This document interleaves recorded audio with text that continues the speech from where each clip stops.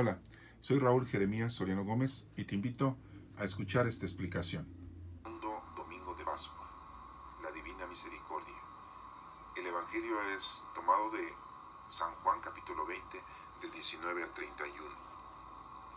Al anochecer del día de la resurrección, estando cerradas las puertas de la casa donde se hallaban los discípulos, por miedo a los judíos, se presentó Jesús en medio de ellos y les dijo: la paz esté con ustedes. Dicho esto, les mostró las manos y el costado. Cuando los discípulos vieron al Señor, se llenaron de alegría. De nuevo les dijo Jesús: la paz esté con ustedes.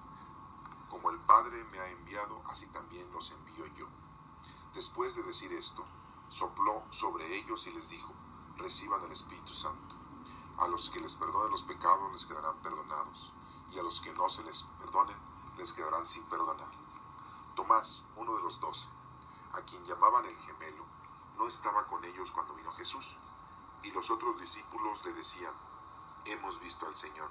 Pero él les contestó: si no veo en sus manos la señal de los clavos, y si no meto mi dedo en los agujeros de los clavos, y no meto mi mano en su costado, no creeré.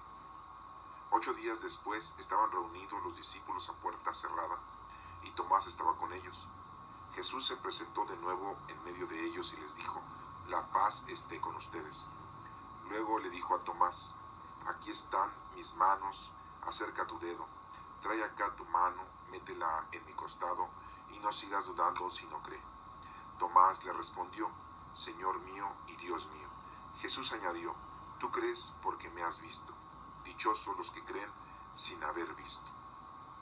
Otras muchas señales milagrosas hizo Jesús en presencia de sus discípulos, pero no están escritas en este libro.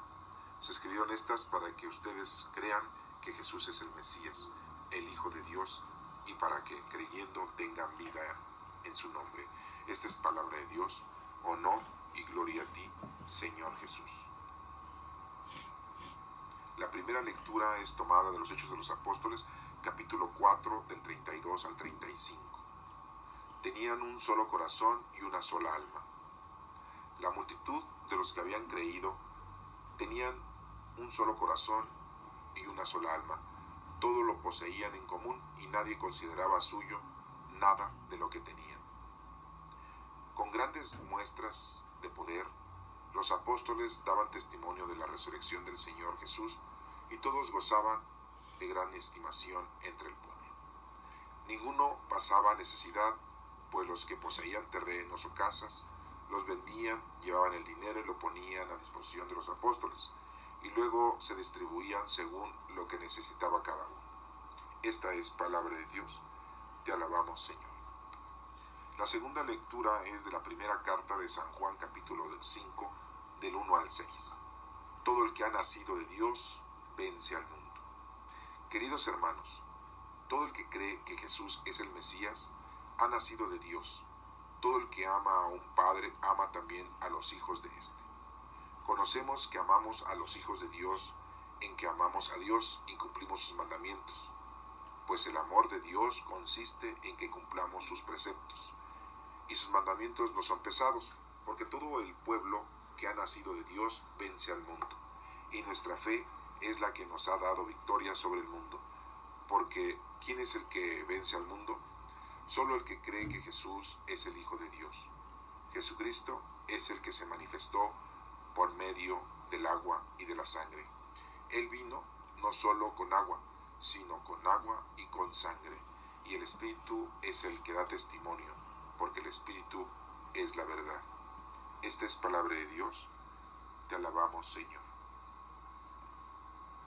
En el Evangelio de San Juan, capítulo 20, del 19 al 31, nos menciona el subtítulo: 8 días después se les apareció Jesús. Y nos empieza a decir aquí la lectura que al anochecer del día de la resurrección, ese mismo domingo que resucita nuestro Señor Jesucristo, pero al anochecer del domingo ya empezaría a ser la noche de lunes. Recordemos que los judíos primero es la noche y después es el día. La noche del domingo fue anterior, cuando nuestro Señor Jesucristo había sido muerto el viernes a las 3 de la tarde A las 6 de la tarde ya estaba en el sepulcro, pero era la noche, que para nosotros es viernes, para los judíos era la noche del sábado. Y ya nuestro Señor Jesucristo, todo el sábado hasta las 6 de la tarde del sábado, se terminaba el sábado para los judíos. Para nosotros no, pero para los judíos terminaba a las 6 de la tarde del sábado. Y ya empezaba las 6 de la tarde del sábado, ya empezaba el domingo para ellos, para los judíos. Y Jesucristo, 12 horas después, a las 6 de la mañana del domingo, resucita. Y aquí nos dice que al anochecer del día de la resurrección, o sea, que ya se había acabado el día domingo de resurrección a las 6 de la tarde y ya empezaba la noche de lunes, estando cerradas las puertas de la casa donde se hallaban los judíos, ya que estaban los discípulos con miedo de que los judíos también los apresaran, los castigaran y los llevaban ante el Sanedrín y fueran juzgados y asesinados, como lo fue nuestro Señor Jesucristo.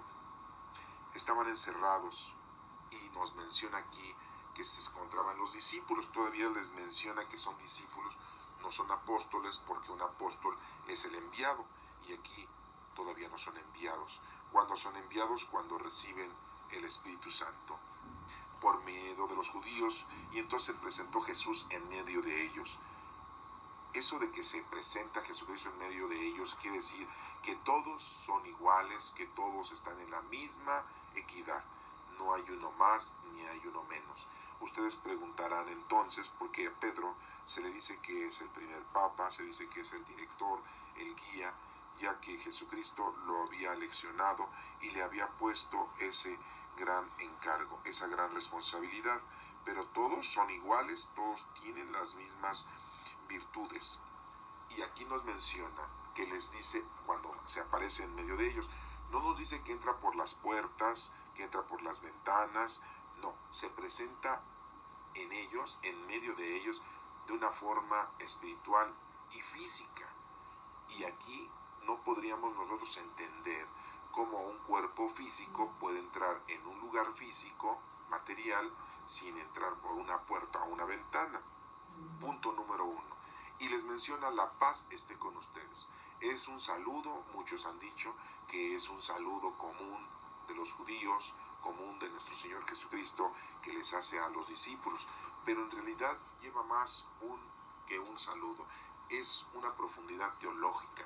La paz esté con ustedes, les está dando la paz a ellos, a los discípulos, que tengan esa paz, no solamente una paz física, corporal y material o mundana, sino la paz espiritual, que es lo más importante. Si tú tienes una paz espiritual, no tienes problema con ninguna situación, ya que tienes una situación mental, psicológica, controlada, en tranquilidad y bien coordinada, y por lo tanto tendrás una paz material y mundana también. Y nos dice: dicho esto, les mostró las manos y el costado. Después de decirles la paz, o después de decirles que ya tienen ellos una paz espiritual, les demuestra lo mundano y lo material, lo humano, en que les muestra sus manos y el costado. Nuestro Señor Jesucristo fue clavado en sus manos y en sus pies, y en el costado se le fue enterrada una lanza para saber si él ya había fallecido, y así no le cortaran las piernas, ya que como se llegaba el sábado, recuerden que murió el viernes a las 3 de la tarde y 3 horas después ya venía la noche, pero era la noche del sábado, y el sábado lo respetaban los judíos, el sábado descansaban por ser el séptimo día. No podía estar alguien crucificado porque era una violación a los estatutos y reglamentos de la ley del Sanedrín, de la ley judaica. Por lo tanto, tenían que descolgar a los crucificados antes de que llegara a las 6 de la tarde del viernes, pero que en realidad ya empezaba el sábado. Recuerden que primero es la noche para los judíos. Y entonces, ¿qué es lo que hacían? A todos los presos que estaban crucificados les cortaban las piernas, se las destrozaban para que se cayera el cuerpo colgado, no tendrían forma de estar sostenidos, y entonces morían de asfixia, tenían que morir. para poderlos descolgar, porque llegaba la hora del día séptimo en que no puedes hacer tú ninguna labor. Y en este momento, por eso Jesucristo pues fue clavado en sus manos y en el costado, pero también en sus pies, y también le fue puesta una corona, y también fue azotado todo su cuerpo, en la espalda, abofeteado y puñeteado en su rostro. Pero aquí nos damos cuenta que nuestro Señor Jesucristo, los únicos partes de su cuerpo que le muestra a sus discípulos son las manos y el costado. Las manos para que se den cuenta que Él es, que está crucificado, que Él fue crucificado y que tiene ahí todavía los estragos de esos clavos que le fueron puestos en sus manos. Y el costado, donde fue la lanza metida para saber si Él había muerto. No les enseña los pies, no les enseña la cabeza, no les enseña la espalda, no les enseña su rostro, nada más manos y costado. Porque quiere decirles que las manos es muy importante, porque las manos tienen el significado de la labor. Y nuestro Señor Jesucristo ya había terminado su labor, ya había terminado a lo que Él venía. Y les muestra el costado, porque en el costado fue la lanza que le trató de atravesar el corazón para saber si latía o no latía. Y recordemos que cuando el soldado le mete esa lanza en el costado para ver si ya había fallecido, salió sangre y líquido transparente, que le dicen agua, pero es una sustancia que ahora científicamente, médicamente sabemos que contiene nuestra sangre y nuestro cuerpo, una sustancia transparente. ¿Y por qué muestra el costado? Porque las manos son para labor y el costado, en donde está nuestro corazón, están los sentimientos del trabajo que debes tú de tener. Entonces miren, si ustedes ponen atención, aquí este relato es muy importante, porque dice: la paz esté con ustedes. O sea, que les está diciendo, ya la paz la tienen ustedes. No es un saludo, no es como cuando llegamos nosotros y decimos: hola, ¿cómo estás? Buenas noches. No, es exactamente la posesión, es la transmisión, es el regalo que Dios le está dando al hombre, en este caso a los discípulos en primer orden, y les dice: la paz esté con ustedes, el Espíritu de Dios está con ustedes. Primero esa paz espiritual, y por lo tanto, teniendo la paz espiritual, teniendo al Espíritu Santo, entonces tus manos tienen que elaborar con ese costado que tiene el corazón, con ese sentimiento de amor a Dios, tendrás fuerza para llevar a cabo tu trabajo. Este es el significado de todo este diálogo, de todo este versículo. Entonces Jesús, en medio de ellos, les dice que todos somos iguales, tienen al Espíritu Santo, tienes que ponerte a trabajar con tus manos todos los días, durante toda tu vida, y que el costado en donde está tu corazón es el que te va a guiar con sentimientos de amor a Dios y hacia tus hermanos. Y nos sigue mencionando aquí: cuando los discípulos vieron al Señor, se llenaron de alegría. Al paso de todo este evento, los discípulos del Señor se llenan de alegría y de júbilo, porque ven a nuestro Señor Jesucristo resucitado. Yo diría, muchos de nosotros nos espantaríamos al ver a alguien que fue asesinado y que siga vivo. De ver a alguien que fue asesinado y fue puesto en la sepultura y que de repente se nos aparezca a nosotros, pues nos espantaríamos. ¿Están los muertos resucitando? Veríamos entonces nosotros a un muerto vivo, pues sería una catástrofe. Nunca lo hemos podido ver. En este momento, bueno, nos están haciendo este relato de que los discípulos vieron a nuestro Señor Jesucristo resucitar. Y sigue la lectura diciendo que de nuevo Jesús les dijo a los discípulos, ¿sí? Jesús de nuevo les dijo: la paz esté con ustedes. Por segunda vez les dice: ya el Espíritu está con ustedes, ya esa tranquilidad espiritual está con ustedes. Y dice: como el Padre me ha enviado, así también los envío yo. No podía enviar nuestro Señor Jesucristo a los discípulos a ser apóstoles, porque en el momento que ya son enviados, ya son apóstoles. No los podía haber mandado antes hasta que no tuvieran esa paz con ellos, que es el Espíritu Santo. Por eso dice en segunda vez: la paz esté con ustedes. Como el Padre me ha enviado, así también los envío yo. Nuestro Padre Dios mandó a nuestro Señor Jesucristo con el poder del Espíritu Santo. Recordemos que eso se manifestó muy claramente cuando Jesús tenía 30 años y fue bautizado en el río Jordán por Juan el Bautista, y donde una paloma estaba volando por encima de la cabeza de nuestro Señor Jesucristo, y era el reflejo, el símbolo del Espíritu Santo. Y una voz se escuchó en el cielo que dijo: este es mi Hijo amado, al que tengo todas mis complacencias, escúchenle. Entonces, así como nuestro Señor Jesucristo llegó con el Espíritu Santo y pudo hacer lo que tenía que hacer durante 3 últimos años de su vida, así dice que Dios Padre lo mandó a él. Como el Padre me ha enviado, así también los envío yo. Entonces Jesucristo ahora nos dice a nosotros que nos envía, les dijo a los discípulos que los envía con ese poder del Espíritu Santo para llevar a cabo las obras que Dios quiere que tú hagas. Nosotros ya somos bautizados, fuimos bautizados desde que éramos pequeños, ya tenemos al Espíritu Santo, y ahora lo que nos corresponde es ponernos a trabajar. Por eso anteriormente dice: con esas manos, y le enseña esas manos en donde fue crucificado nuestro Señor. Él ya había terminado, ahora nos falta a nosotros llevar a cabo esas obras con esas manos, y les muestra el costado en donde está el corazón, en donde su corazón ya había terminado, para darnos esos sentimientos de bondad, de paz, de tranquilidad, de amor. Y ahora nosotros tenemos que ofrecer nuestro costado, que es nuestro corazón, para hacer las obras hacia los demás, o hacer la obra que Dios nos ha designado cada uno de nosotros. Después de decir esto, sopló sobre ellos y les dijo: reciban el Espíritu Santo. ¿Se dan cuenta entonces cómo es la preparación? La preparación es primero que vean a nuestro Señor Jesucristo los discípulos, que lo identifiquen con sus manos y con su costado. No es que les esté enseñando sus manos porque le haya dolido como lo clavaron, o que le haya dolido como le metieron la lanza en el costado, porque si no, de lo contrario, también les hubiera mostrado su cabeza en la corona de espinas, su espalda con todos los latigazos que le dieron, su rostro con todos los puñetazos y bofetadas que le dieron, y todos sus codos y sus rodillas y sus piernas, cuántas veces se cayó cuando iba llevando la cruz y se lastimó.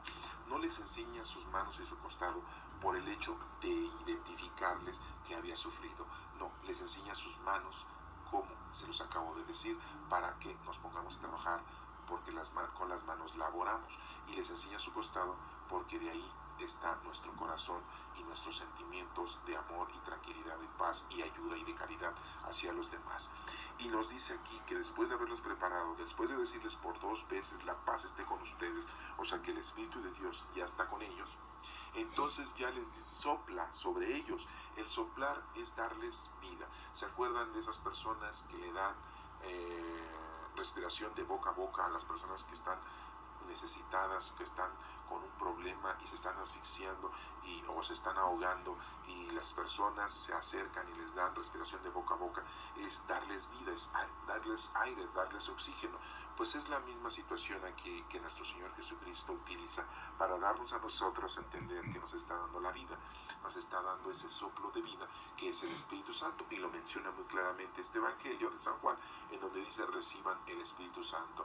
Por lo tanto, los discípulos, el día de la resurrección, ese mismo día, reciben al Espíritu Santo de una manera muy especial, de una manera muy pronta, de una manera muy significativa, porque eran los discípulos de nuestro Señor Jesucristo, y cuanto antes ya tenían que recibir al Espíritu del Señor para ponerse a laborar, para que estuvieran tranquilos, para que tuvieran fuerza, fortaleza, tuvieran paciencia, tuvieran inteligencia, tuvieran consejo, tuvieran caridad hacia los demás, y tuvieran todos los dones del Espíritu Santo. Y entonces aquí les dice: reciban el Espíritu Santo. A los que les perdonen los pecados les quedarán sin perdonar. Una primera labor que tienen que hacer ellos es perdonarle los pecados a la demás gente. ¿Por qué? Porque esa era una de sus empresas que iban a llevar a cabo los discípulos: invitar a la gente a que se reconciliaran, a que pidieran perdón de sus malas acciones ante Dios, de no estar trabajando en las cosas del Señor, y que ya se pusieran ellos a laborar. Recuerden que esto lo publicó, lo predicó Juan el Bautista. Siempre les decía a toda la gente que llegaba al río Jordán: arrepiéntense de sus pecados. Él no los perdonaba, solamente les invitaba a que fueran perdonados, a que fueran reconciliados, a que ellos se arrepintieran. Pero en ese momento nuestro Padre Dios les otorgaba el perdón, y aquí ya les está dando un primer poder o una primera misión a los discípulos, que en este caso ya iban a ser apóstoles, porque ya se iban a ser enviados, y en lo primero era eso: a los que perdonen los pecados les quedarán sin perdonar. Y por eso es que en la actualidad tenemos a nuestros presbíteros en que llevan a cabo un sacramento de la confesión, un sacramento de la reconciliación, en donde ellos nos escuchan, nosotros hacemos evocación de nuestras malas acciones, y ellos nos otorgan, no por ellos, sino nos otorgan por nombre de Dios, en nombre de Dios, el perdón de nuestros pecados. Solamente ellos son un instrumento, un medio, y ellos están llevando a cabo esa acción sacramental de la confesión, de que nosotros nos arrepentimos y de que somos perdonados de nuestros pecados. Aunque todos los días nosotros debemos de estar pidiéndole a Dios perdón por nuestras malas acciones, porque todos los días hacemos malas acciones, malas obras, malas actitudes. Y les dice: a los que perdonen los pecados les quedarán perdonados, y a los que no se los perdonen les quedarán sin perdonar. ¿Por qué? Porque habrá gente que no querrá arrepentirse, que no querrá reconciliarse, y esos pecados pues no se les van a perdonar, porque la persona debe estar totalmente, ¿sí?, de acuerdo al arrepentimiento, y no nada más el hecho de decir: tú dime que me perdona Dios y ya se acabó, pero yo no me voy a arrepentir, o yo sigo con el rencor, y yo sigo con mis ganas de vengarme, ¿no? Entonces tiene que estar la persona rotundamente aceptando que está arrepentida de las malas acciones. Por eso dice aquí: serán cosas que ustedes perdonen, y habrá cosas que ustedes no perdonen. Aquellas personas que abortan, pues aún los sacerdotes, los presbíteros, o mismo Dios nos ha dicho que eso es un asesinato, y pues no somos perdonados si nosotros no se nos perdonan esos pecados. Pero no nos vamos a meter en escudriñar o en analizar cada uno de los pecados que sí se perdonan y que no se perdonan. Aquí solamente nos estamos metiendo en el punto de que los discípulos, su primera misión era esa: vayan y perdonen los pecados. A quien ustedes perdonen serán perdonados, y a los que no quedarán sin perdonar. Nos menciona aquí una segunda parte de este evangelio, en que vemos que ya los discípulos, bueno, ya recibieron al Espíritu Santo. No estaban todos. Recuerdan que pues nos faltaba Judas Iscariote, porque se había tratado de ahorcar y murió por un accidente. Se rompió la rama en donde se trató de ahorcar. Eso nos lo dice los Hechos de los Apóstoles, lo pueden ustedes buscar por ahí. Ese libro de los Hechos de los Apóstoles fue escrito por Lucas, que también Lucas tiene su evangelio, y bueno, pues nos damos cuenta que ya no estaba ahí Judas Iscariote. Pero también nos damos cuenta con la lectura que sigue que Tomás no se encontraba. Entonces nada más estaban 10 discípulos. El número 10 que significa la ley de Dios. El número 10. No estaban los 11 porque faltaba Tomás. Y aquí nos menciona. Entonces, hasta aquí hemos entendido que es muy importante saber que los discípulos se vuelven apóstoles porque ya van a ser enviados, porque ya recibieron la paz como primera parte, y porque les muestra a nuestro Señor Jesucristo que Él es el resucitado, y que sí ha resucitado en cuerpo y alma, y que está en medio de ellos, y que no se abrieron las ventanas ni las puertas para que Él entrara. Y nos dice aquí que les sopla, les da la vida, que les da el Espíritu Santo, y que les da una misión: que vayan y perdonen los pecados, y quedarán perdonados si ellos lo perdonan, y no quedarán perdonados si ellos no perdonan esos pecados. Vemos todo este suceso que está en esta primera parte de este evangelio, que es muy importante, porque todos pensamos que los discípulos empezaron a ser apóstoles hasta que vino Pentecostés. No, ahí fue ya a toda la gente, a todos los demás discípulos que también escucharon la palabra de Dios, pero no eran de los 12, pero había mucha gente que seguía a nuestro Señor Jesucristo y que también aprendió muchas cosas, y esa gente también llevaba la palabra de Dios a toda la demás gente, también ayudaba a toda la demás gente. Tenemos a Marta, a María Magdalena, a Lázaro, que ya había sido resucitado, a la madre de Naín, que también había sido resucitado, personajes como Nicodemo, como José de Arimatea, algunas otras, como un centurión, como Malco, el soldado que le curaron la oreja, también se había convertido. Había mucha gente que conocemos de renombre, pero había mucha gente que no conocemos sus nombres y que en ese momento de Pentecostés recibieron al Espíritu Santo y entonces dejaron de ser también discípulos de nuestro Señor Jesucristo y también fueron apóstoles. Pero bueno, aquí estamos hablando de los 10 discípulos que en este momento ya habían sido llenos del Espíritu Santo y por lo tanto ya les podemos llamar apóstoles. Pero faltaba uno, no Judas Iscariote, sino faltaba el otro. Y ahí nos menciona Tomás, uno de los 12, a quien llamaba el gemelo. ¿Por qué? Porque tenía un gemelo. Se parecían mucho. Eran gemelos. Ya saben que las personas que son gemelos pues se parecen mucho. No estaba con ellos cuando vino Jesucristo. O sea, que Tomás, el día de la resurrección de nuestro Señor Jesucristo, se fue. Él se fue quizá a su casa, se fue a ver a su gente, se fue a ver a su familia, y él no se encontraba en ese momento con los otros discípulos escondido por miedo a los judíos. Él se retiró, él se fue. Recordemos que la situación de los discípulos es muy importante que la recuerdes, ya que tenemos nosotros aquí un aspecto importante. Debes de recordar que nuestro Señor Jesucristo, sus discípulos, no todos eran de la misma condición. Había unos discípulos que ya vimos que eran pescadores. Había dos parejas de pescadores. Estos pescadores, pues sabemos que es Simón, Andrés, ¿sí? Tenemos también a Juan y Santiago, los dos hijos de Zebedeo. ¿Se acuerdan ustedes de eso? Y tenemos también nosotros a otros familiares de nuestro Señor Jesucristo, que eran Judas Tadeo y Santiago el Menor, que eran familiares de nuestro Señor Jesucristo. Y bueno, los otros discípulos pues no eran pescadores, tenían otros trabajos diferentes, no eran igual que los demás, su preparación era diferente, su situación de vida era diferente. Mateo era un recaudador de impuestos, podríamos decir que era como un contador público del día de hoy. Entonces pues no tenía la misma preparación que un pescador como pues Simón, Pedro o como Andrés, que eran pues netamente pues pescadores, faltas de preparación y que no eran estudiados. Entonces pues vemos nosotros esas dificultades que tenían los discípulos, porque pues su preparación era diferente, y esto lo hago de notar porque si no, no vamos a entender que cada uno de los discípulos pues tenía una visión diferente.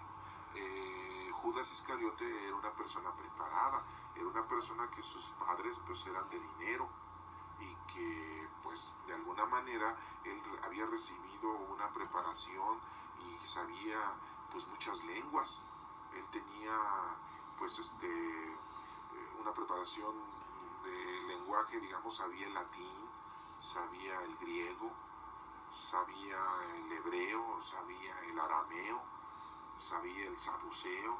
Entonces pues en realidad Judas Iscariote pues tenía otra visión de la vida totalmente diferente que Simón, Pedro y que Andrés, que eran pescadores, o Santiago y Juan, que eran hijos de Zebedeo y que se dedicaban a arreglar las redes, y que Mateo, que era un contador público. Felipe también era una persona totalmente preparada, y vemos como entonces Tomás pues también es una persona que tiene una preparación diferente y que había seguido a nuestro Señor Jesucristo, porque déjenme decirles a ustedes que si no lo saben, Tomás también tenía el sobrenombre o tenía el nombre de Judas, pero nunca le llamaron Judas, le decían el gemelo, le decían el mellizo, pero Tomás también era pariente de nuestro Señor Jesucristo por parte de su papá José, de San José. Entonces, a lo que voy es de que Tomás, cuando ve que nuestro Señor Jesucristo es crucificado el viernes y que es puesto en el sepulcro el mismo viernes antes de las 6, y el sábado, pues siendo judío, no pueden hacer ninguna labor ni transportarse en ningún lugar y a ir a ningún sitio, pues Tomás se fue, posiblemente se haya ido con su familia, posiblemente se haya ido con su gente, no sé, pero no se quedó a esconderse de los judíos. Tomás sí tomó la decisión y se fue. Entonces no se encontraba. Muchos podrán decir, bueno, ¿por qué Tomás no estaba? ¿Sí?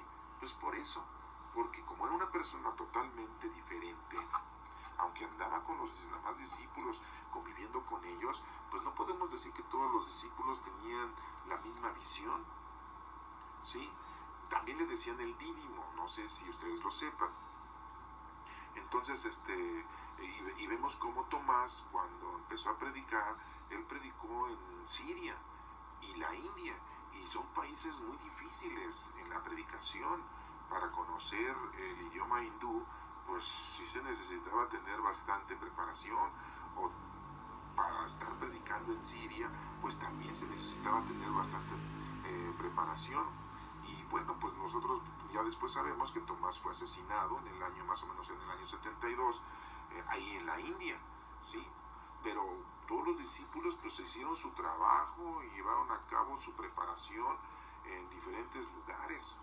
Había otro discípulo, Simón el Celote, cananeo, que estaba en contra del gobierno. Él predicó en Egipto y en Libia, en Persia, y también muere asesinado, ¿verdad? Entonces vemos cómo los discípulos tienen diferente preparación, deben de tener diferente forma de pensar, y por eso tenemos ahí diferentes libros que son contemporáneos a la época de nuestro Señor Jesucristo, y que pues de alguna manera pues los podemos leer y nos sirven como apoyo a lo que dicen las Sagradas Escrituras. ¿Por qué menciono todo esto? Les menciono todo esto para que no pongamos entredicho el hecho de que nuestro querido discípulo Tomás pues no se encontraba. Y dirán ustedes, pues ¿qué onda? ¿Por qué ya el domingo de resurrección, cuando resucita nuestro Señor Jesucristo, pues ya Tomás no se encontraba? Pues precisamente por eso, porque como él tenía otra forma de pensar, pues él decidió regresar con su gente. Él no se decidió quedarse ahí, ¿verdad? Entonces vemos cómo aquí Tomás, uno de los 12, a quien le llamaban, como dice aquí la escritura, el gemelo, no estaba cuando vino Jesús. Y los otros discípulos le decían, cuando ya regresó Tomás a verlos, le dijeron, hemos visto al Señor. Y Tomás, pues, o sea, si ustedes les dicen, oye, resucitó tu abuelito, resucitó tu papá, resucitó tu mamá, resucitó tu hermano, resucitó el vecino, pues te apuesto que tú no ibas a creer, ¿verdad? Es lógico eso, ¿verdad? Entonces Tomás está actuando de una manera lógica. No crean que está actuando de una mala manera, porque está muy trillado eso de decir, ay, no crees como Tomás, ¿verdad? Eres incrédulo como Tomás, de una manera despectiva. Y no, el Tomás, pues, estaba actuando como cualquiera de nosotros, de una manera normal. Y dice aquí muy claramente, hemos visto al Señor, le dicen los discípulos, sus demás compañeros, pero él les contesta, si no veo en sus manos la señal de los clavos, pues lógico, tenía que comprobar, ¿verdad? Y si no meto mi dedo en los agujeros de los clavos, o sea, primero tengo que ver, y voy a palpar, porque a lo mejor estoy viendo visiones, exagerando, a lo mejor me emborraché, a lo mejor fumé de eso, y que ya estoy yo trastornado, ¿verdad? Y no meto mi mano en su costado. Fíjense cómo dice Tomás, las mismas partes que nuestro Señor Jesucristo les había mostrado. O sea, ¿por qué no dijo Tomás, si no veo su espalda toda llagada, si no veo sus pies con el agujero de los clavos y meto mi dedo en sus pies? ¿Por qué no dijo, si no veo su rostro todo abofeteado, golpeado, amoreteado? Si no veo su cabeza llena de heridas por la corona de espinas. No, también dice lo que dijo nuestro Señor Jesucristo. Si no veo sus manos con los clavos y meto mis dedos en los agujeros, y si no veo su costado y meto mi mano, fíjense que sin querer queriendo, sin querer él, ya estaba él mismo aceptando los hechos que nuestro Señor Jesucristo había ya predispuesto a los demás discípulos. Tomás ya estaba sintiendo, ya tenía un presentimiento, ya Tomás estaba cayendo en la misma cuenta que nuestro Señor Jesucristo, porque lo más importante son las manos, lo más importante es el corazón, el costado, tus sentimientos. Y como dice él eso, dice, y si no meto mi mano en su costado, no creeré. Y nos menciona aquí que Tomás pues eso les contestó a los demás compañeros. A los otros 10. No nos dice qué le dijeron los demás discípulos a este momento. Pero la lectura nos menciona aquí, Juan, que dice que 8 días después, o sea, ya 8 días después de la resurrección, estaban reunidos los discípulos a puertas cerradas, seguían encerraditos, ¿verdad? Como que todavía no les caía el 20 que ya tenían que ponerse a trabajar. Así estamos nosotros. Estamos encerraditos y todavía no nos da tiempo de ponernos a hacer las cosas de nuestro Padre Dios. Y Tomás estaba ya con ellos, o sea, ya estaban los 11 discípulos. Judas Iscariote no podía estar ahí porque pues él ya había fallecido. Fue el primer discípulo que murió de los discípulos de nuestro Señor Jesucristo. Él no llegó a ser apóstol de nuestro Señor Jesucristo. Y si ustedes se dan cuenta, todos los demás 11 apóstoles, 11 discípulos están elevados a los altares para ser venerados y recordados en la Iglesia Católica. El único que no está en un altar, el único discípulo que no llegó a ser apóstol, eso deben de saberlo también, fue Judas Iscariote. Son preguntas como para el juego de la ignorancia, ¿eh? Que le pregunten, ¿cuándo los discípulos dejaron de ser discípulos y son apóstoles? Pues los discípulos, los primeros 10 discípulos dejaron de ser discípulos para ser apóstoles cuando resucitó nuestro Señor Jesucristo. Se les apareció y les sopló diciendo reciban el Espíritu Santo. Esa es la respuesta. Y si nos hacen otra pregunta, ¿verdad? Que bueno, y cuando Tomás, ¿verdad? Dice aquí, ¿cómo se llamaba Tomás? Pues bueno, Tomás se llamaba el gemelo, el dínimo, el mellizo, ¿verdad? Y no es que el discípulo no estaba cuando nuestro Señor Jesucristo, el domingo de resurrección, se les apareció a los discípulos, pues Tomás no estaba. ¿Por qué? No dice aquí por qué, pero pues posiblemente se fue a su casa con su gente. ¿Cuál fueron, si les hacen la pregunta, cuál fue, ¿sí?, lo que dijo Tomás para poder creer? Lo mismo que nuestro Señor Jesucristo, las manos y el costado. Si no, no iba a creer. Y nos menciona aquí también, entonces podríamos hacer varias preguntas, pero vamos a continuar. Dice, 8 días después estaban reunidos los discípulos a puerta cerrada. Seguían con ese miedo. Y Tomás estaba con ellos, ¿sí? Y ya estaba Tomás, ya estaban los 11 discípulos. Bueno, 10 apóstoles y un discípulo, que era Tomás, porque él todavía no era apóstol, todavía no había visto la resurrección de nuestro Señor Jesucristo y todavía nuestro Señor Jesucristo no lo había enviado. Esa es otra pregunta, ¿sí? Los discípulos ya fueron apóstoles, solamente 10, excepto Tomás, hasta 8 días después. O sea, que por ser incrédulo te tardas en hacer las cosas de Dios como Tomás. Por ser incrédulo pasaron 8 días como Tomás. A lo mejor para nosotros, por ser incrédulos, pasan años y años. Pero al final de cuentas podemos creer y ponernos a trabajar. Nos menciona que no estaba con ellos. Jesús se presentó de nuevo en medio de ellos, otra vez de la misma forma, y les dice, la paz con ustedes. Les vuelve a decir lo mismo. ¿Por qué? Porque ya está Tomás, y también Tomás tiene que llevar a cabo el ser enviado, el ser apóstol. Luego se dirige a Tomás, ya no se dirige a los demás, porque con los demás pues ya él había terminado esa labor, nuestro Señor Jesucristo. Y le dice a Tomás, aquí están mis manos, acerca tu dedo. Pues es lo que quería Tomás, ¿no? Tener pruebas y comprobar. Por eso este evangelio está enunciado y denunciado, y por eso este evangelio está escrito y lo estamos nosotros leyendo, para que nos demos cuenta que sí es la verdad, sí es cierto. Trae acá tu mano, métela en mi costado y no sigas dudando, si no cree. Entonces, habrá gente que necesita que pase un tiempo para creer, pero habrá gente que en el momento que el Señor nos llama, lo atendemos, ¿sí? Y entonces Tomás le responde, Señor mío y Dios mío. Esa es la respuesta que nosotros debemos de tener siempre a nuestro Padre Dios, a nuestro Señor Jesucristo. Decirle eso, Señor mío y Dios mío. Eso quiere decir, tú eres el Todopoderoso, a nuestro Padre Dios. Jesús añade, tú crees porque me has visto, dichosos los que creen sin haber visto. Entonces, no es problema el que no creas, pero hay más dicha si crees sin que hayas visto. ¿Por qué? Porque así lo está diciendo nuestro Señor Jesucristo. Entonces, pues aquí nos hace ver las dos actitudes, que la mayoría creen en el momento se hace presente.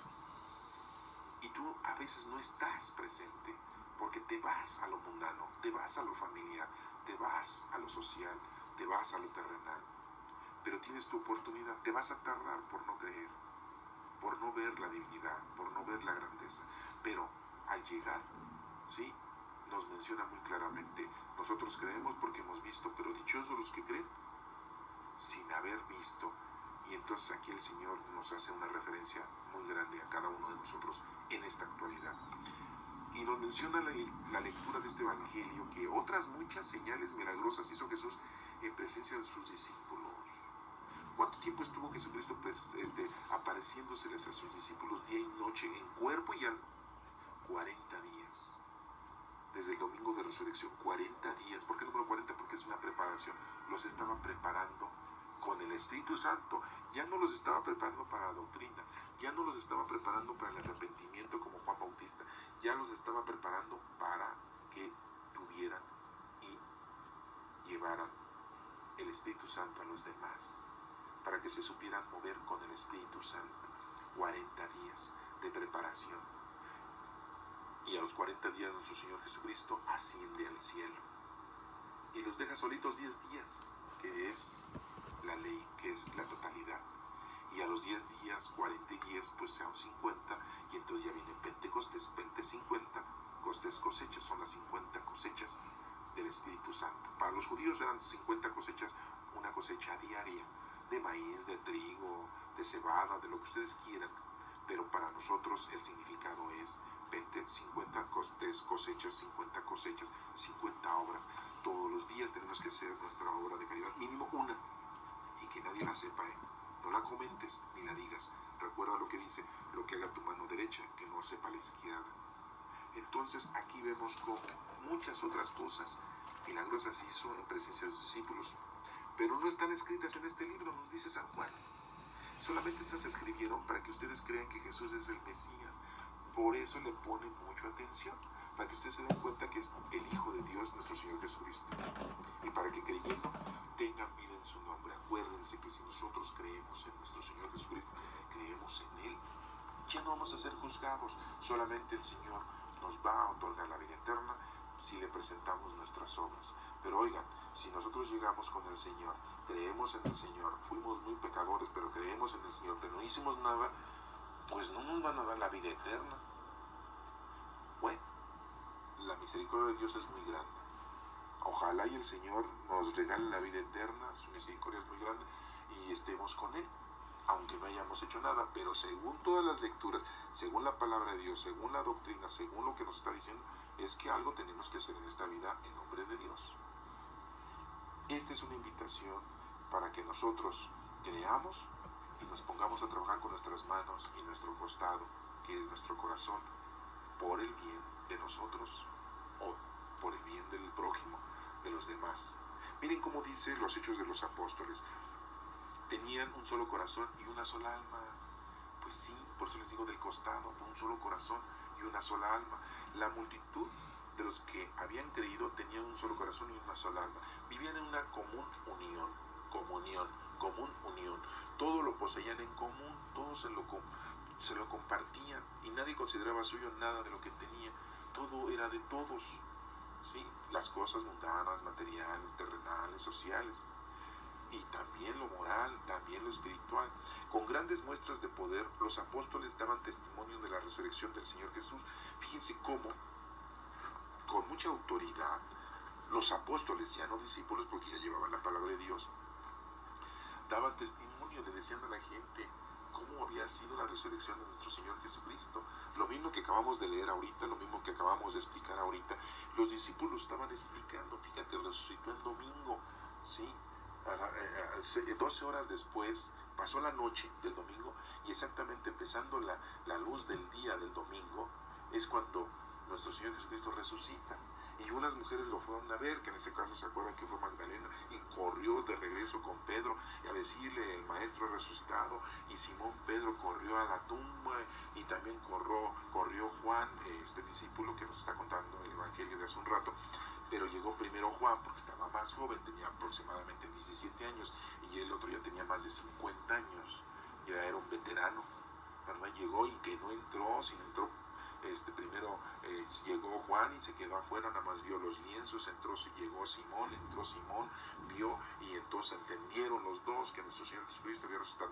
Pues todo eso, todo lo que vivieron los discípulos con respecto a la resurrección de nuestro Señor Jesucristo, los apóstoles en su momento ya aquí lo estaban predicando de una manera con mucha autoridad, con mucho poder, porque tenían el poder del Espíritu Santo.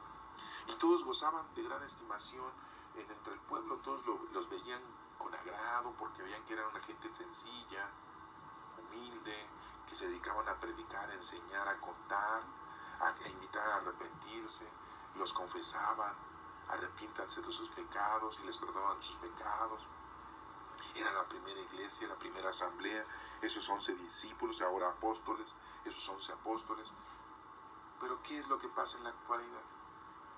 Tanto discípulos, o presbíteros, o sacerdotes, o pastores, o guías espirituales, o líderes eclesiásticos, viven muy bien, tienen mucho dinero, tienen grandes casas, grandes coches, grandes cuentas, viven con lujo, con oro, con grandes tecnologías, y pues no se dedican a la predicación y la humildad.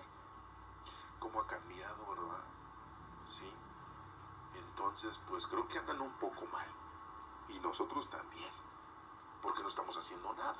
Y nos damos cuenta aquí, dice, que gran estimación entre el pueblo tenían y ninguno pasaba necesidad.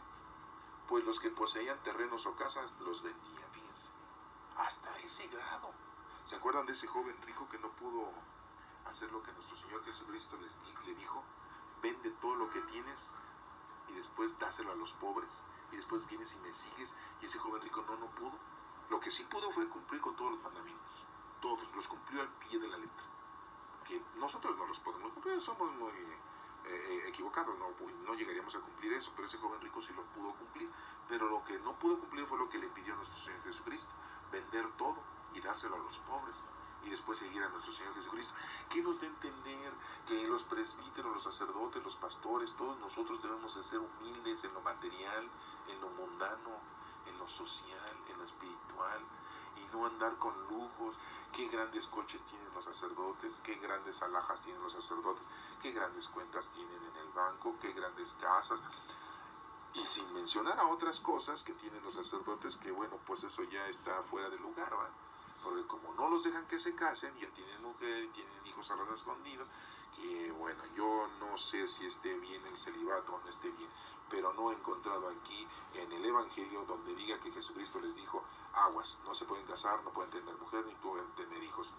No lo dice, pero bueno, ya son tradiciones, ya son reglas, ya son estatutos que la iglesia impuso, y que pues la iglesia también les permite tener coches, tener dinero, tener alhajas, tener casas, tener mujer, tener hijos, tener todo. Y yo les vuelvo a repetir, ¿ustedes creen que esto está bien? Pues no, porque si ese joven rico le dijo que vendiera toda su riqueza y se le diera a los pobres, que le está diciendo que hay que tener humildad también terrenal y corporal. Y no los vemos a nuestros presbíteros en ninguna iglesia, no solamente estoy hablando de nuestra iglesia católica, en ninguna iglesia vemos esa humildad, esa sencillez, no la vemos. Tratamos todos de vivir con lujos, tratamos todos de ser gente con dinero, tratamos todos de vivir de una manera exagerada. Y que la gente nos vea, nos vanaglorie, nos llene de estímulos. ¡Ay, qué bueno eres! ¡Ay, qué barbaridad! ¡Qué bien te ves! ¡Qué buena casa! ¡Qué lujosa casa! ¡Qué bonito coche!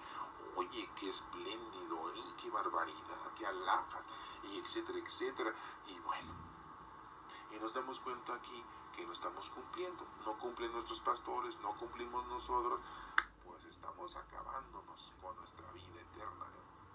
Y aquí nos menciona, sí, que pues las casas las vendían y llevaban el dinero y lo ponían a disposición de los apóstoles, pues para que se repartieran y todos tuvieran. Pues es que no estaban trabajando. Ya Simón, Pedro y Andrés ya andaban de pescadores, habían abandonado sus lanchitas y sus demás compañeros y sus barcas de Pedro, las heredó a sus empleados. ¿Y qué pasaría con Santiago y Juan, los hijos de Zebedeo? Pues ya no arreglaban redes, ya no ganaban dinero de arreglar redes. Mateo ya no cobraba impuestos, ya no estaba trabajando. Judas Iscariote pues ya se había muerto, pero pues ya ni modo, ¿eh? Tomás ya no vivía con su gente, con su familia, siendo pariente de nuestro Señor Jesucristo. Era gente de dinero y pues ya no estaba viviendo en la comodidad. Felipe lo mismo, y los demás discípulos lo mismo, ya habían abandonado todo, no estaban trabajando, por lo tanto pues tenían que comer. Pero saben que hay un discípulo, y que también le dicen apóstol, porque también fue enviado, que es Pablo, y que él pues se ganaba la vida haciendo casas de campaña, cosiéndolas, y las vendía a la gente, porque era muy común ese tipo de comercio, vender casas de campaña para la gente que andaba de un lugar a otro y que no encontraba posada, se quedaba a dormir en el campo, y él seguía trabajando y aparte predicaba la palabra de Dios y viajaba. Pero no vamos a hablar de Pablo, solamente les estoy haciendo ver que sí se puede trabajar y predicar la palabra de Dios. Aquí estamos viendo que en esta lectura pues lo más importante era eso, de que todos se veían con mucha hermandad y todos se veían igual, con la misma equidad, y luego se distribuían según lo que necesitaba cada uno de ellos. Eso nos dice la lectura de los Hechos de los Apóstoles. La primera carta de Juan, capítulo 5, del 1 al 6, fíjense cómo dice Juan, después de haber escuchado su evangelio, vamos a escuchar cómo discierne su lectura. Su primera carta dice: queridos hermanos, les dice hermanos, pero no son hermanos de sangre. Acuérdense, queridos hermanos, les está diciendo a todos, porque ya los ve hermanos en Cristo. Dice que todo el que cree en Jesús es el Mesías, ha nacido de Dios. Si nosotros creemos en Jesús es porque venimos de Dios, y lógico, todos venimos de Dios. El que ama, dice, todo el que ama a un padre, ama también a los hijos de este. Si nosotros amamos a nuestro Padre Dios, pues también creemos en nuestro Señor Jesucristo y creemos en la resurrección de nuestro Señor Jesucristo. Eso se los está diciendo Juan a sus compatriotas que son judíos y que ellos pues en la actualidad no aceptan a nuestro Señor Jesucristo como el Hijo de Dios. Nada más aceptan a nuestro Padre Dios, pero si nuestro Padre Dios ha mandado a su Hijo, y si amamos a nuestro Padre Dios, pues también tenemos que amar a su Hijo, que es nuestro Señor Jesucristo y que vino a salvarnos. Así lo dice Juan. Conocemos que amamos a los hijos de Dios en que amamos a Dios y cumplimos sus mandamientos. Si amas a Dios, vas a cumplir sus mandamientos. Si no lo amas, pues no te interesa. Pues el amor de Dios consiste en que cumplamos sus preceptos. Esa es la forma de demostrarle a Dios que lo amamos, cumplir con sus preceptos. ¿Qué nos pide el Señor? Principalmente que nos pongamos a trabajar con las obras de caridad día a día, todos los días. Amor al prójimo, amar a Dios sobre todas las cosas y a tu prójimo como a ti mismo. Si tú te amas, amas a tu prójimo. Si tú no te amas, pues ¿cómo vas a amar a tu prójimo? Una persona que está desquiciada, una persona que se quiere suicidar, pues no va a amar a su prójimo porque no se ama a sí mismo. Ese copiloto que estrelló el avión hace poco tiempo en estos días, pues no se amaba a sí mismo, como iba a amar al prójimo, y por lo tanto no le importó matar a más de 140 personas que se estrelló ese avión con él, y todo porque él se quería suicidar, porque estaba desquiciado, estaba enfermo. Pero si nosotros nos amamos, amamos a los demás, por lógica, ¿sí? Entonces aquí dice, cumplimos sus mandamientos, pues el amor de Dios consiste en que cumplamos sus preceptos, y sus mandamientos no son pesados, no, son relajados, son tranquilos. El que ha nacido de Dios vence al mundo. Si vemos ustedes con una calma, se van a dar cuenta que no es difícil. Nosotros hay que amar a Dios y el Espíritu Santo nos va guiando, nos va diciendo qué es lo que tenemos que hacer. Y nuestra fe es la que nos ha dado la victoria sobre este mundo, ¿sí? Nuestra fe es la que nos ha dado la victoria sobre este mundo. Una fe con obras vive, una fe sin obras es una fe muerta, dice Santiago capítulo 2. Una fe. Tú puedes decir que tienes fe en Dios, pero si no haces nada, está muerta tu fe. Después dice aquí, porque ¿quién es el que vence al mundo? ¿Quién es el que vence al mundo? Recuerda que los tres enemigos del alma son el demonio, el mundo y la carne. El demonio es el espíritu maligno que vaga por el mundo para la perdición de las almas. El demonio. El mundo es todo lo que existe, lo terrenal, todos los gustos, todas las vanidades, todas tus satisfacciones terrenales y corporales, de toda índole, sexuales o materiales o de gusto o de disfrute. ¿Sí? El demonio, el mundo y la carne. La carne es tu propio cuerpo, ¿sí? En el que tú le complaces todo, que te gusta fumar, que te gusta tomar, que te gusta drogarte, que te gusta vestirte bien, que te gustan las vanidades, que te gusta lo sexual, todo. Entonces eso nos hace retirarnos del Señor, y por eso dice aquí, ¿sí? ¿Quién es el que vence al mundo? ¿Cómo podemos vencer a esos tres enemigos del alma, el demonio, el mundo y la carne? Pues aquí solo el que cree en Jesús es el Hijo de Dios. Pues es el que vence al mundo. Si creemos en el Hijo de Dios, podemos vencer al mundo. Jesucristo es el que se manifestó por medio del agua. Cuando fue bautizado en el río Jordán a los 30 años, lo bautizó Juan el Bautista, donde se apareció la paloma y donde se escuchó la gran voz de nuestro Padre Dios, ya lo hemos dicho. Y de la sangre cuando fue crucificado y cuando le pusieron en el costado, ¿sí?, su lanzada, y salió sangre y líquido. No es agua, es un líquido, ¿sí? Porque no es agua purificada, ¿verdad? Él vino no solo con agua, sino con agua y con sangre, ¿sí? Y el Espíritu es el que da testimonio, porque el Espíritu es la verdad. Entonces el que da el testimonio es el Espíritu Santo, y es el que nos va a salvar a nosotros, nos va santificando, porque ya nuestro Señor Jesucristo pues nos ha salvado. El agua, ¿por qué? Porque acuérdense que el agua es lo que más necesitamos en nuestra vida. Nuestro cuerpo, más del 75% es agua. El globo terráqueo, más del 75% es agua y lo demás es tierra.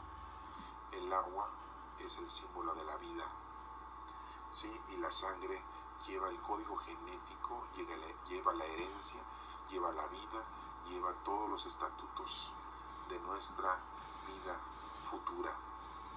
Y el Espíritu es el que da testimonio. El Espíritu Santo vive en nosotros desde que fuimos bautizados.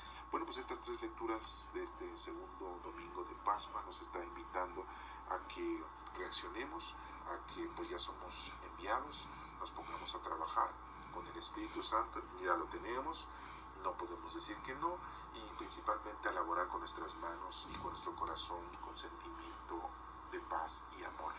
En el Salmo responsorial es el Salmo 117, dice: la misericordia del Señor es eterna, aleluya. Pues sí, la misericordia del Señor es eterna.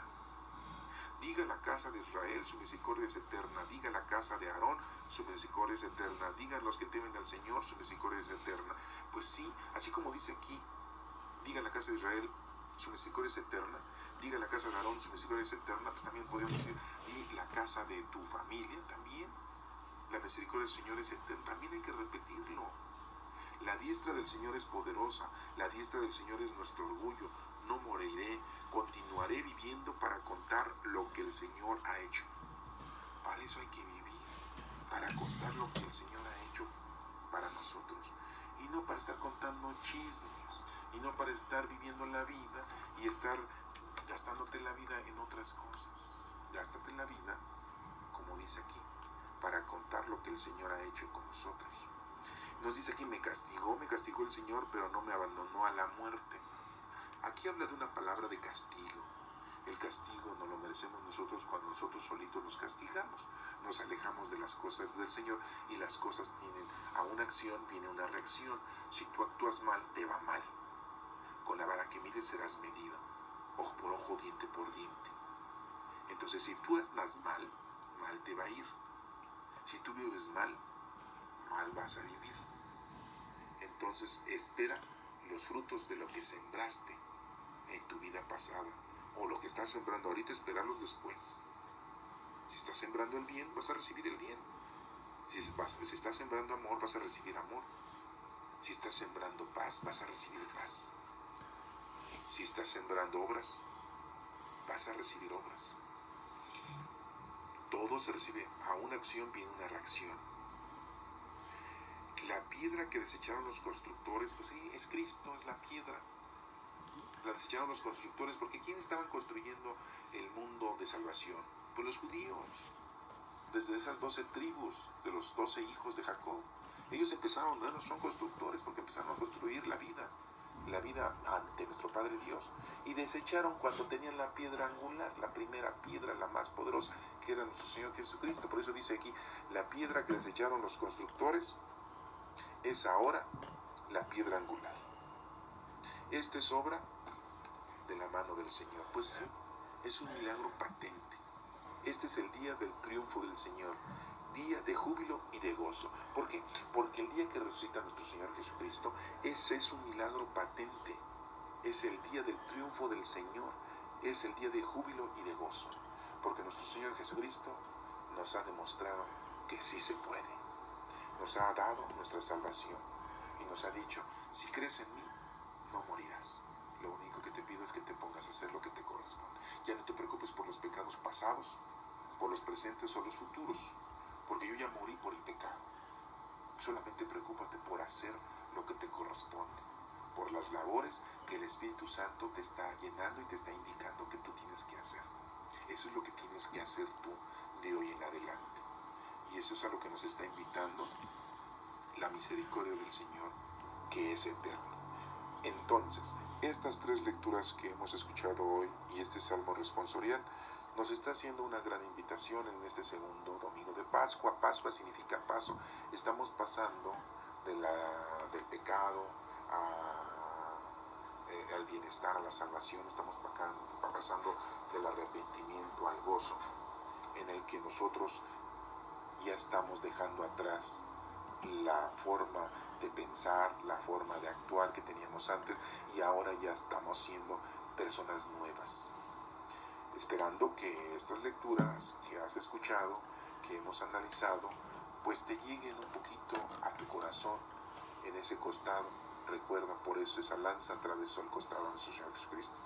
Por eso nuestro Señor Jesucristo enseñó esas manos, porque esas manos que tú tienes son las que tienes que ponerte a laborar. No que te pongas a trabajar en cosas mundanas, acuérdate, estamos hablando de cosas espirituales y principalmente a llevar a cabo lo que el Señor te haya dicho a ti, porque cada una de las personas tiene diferentes dones, pero todos los dones son del Espíritu Santo.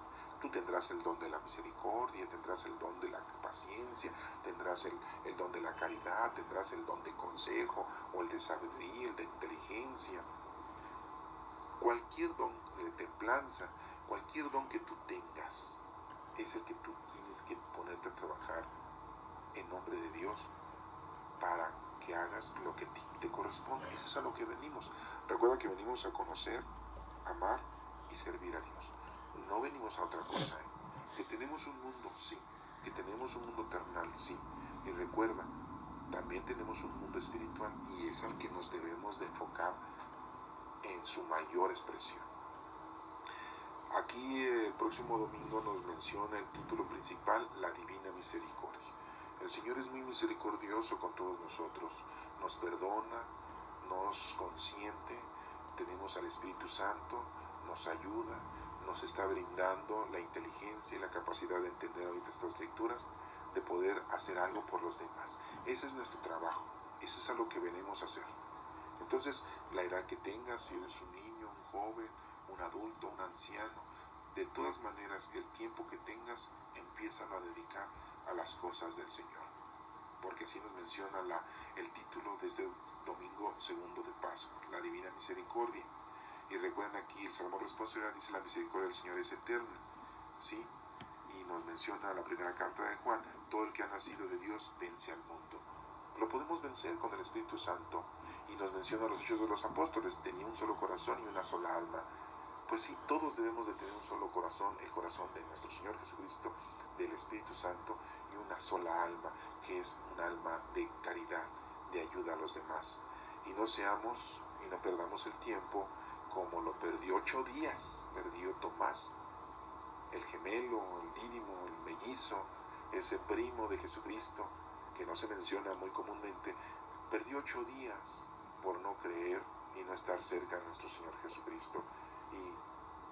Pero al final de cabo, bueno, nuestro Señor dijo, dichoso el que cree sin haber visto. Pues esperando que este próximo domingo tengan ustedes esa buena fortuna de poder escuchar estas lecturas, entenderlas de una mejor forma y brindarle al Señor todos los días tu obra de caridad mínima.